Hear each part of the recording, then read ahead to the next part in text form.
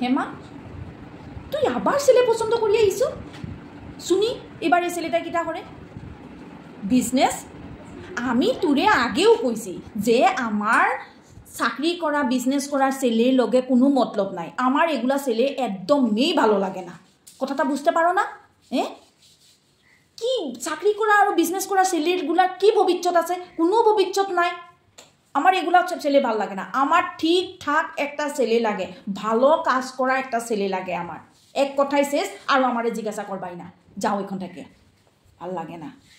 A few years later কি কো না কো কিটা তুই আবার ছেলে পছন্দ করছো আচ্ছা শুনি ছেলেটা কিটা করে কি ইউটিউবার ও মাই গড মা তুই একেবারে পারফেক্ট ছেলে পছন্দ করছো বাবা কোন দিন আনবি আমার জামাইয়ে তুই আমরা ঘরে ও মা গো যাই হোক তুই একটা ভালো ছেলে পছন্দ করছো ইউটিউবার নিয়ে আইও একদিন আমার ঘরে যা খুব খুশি আমি যা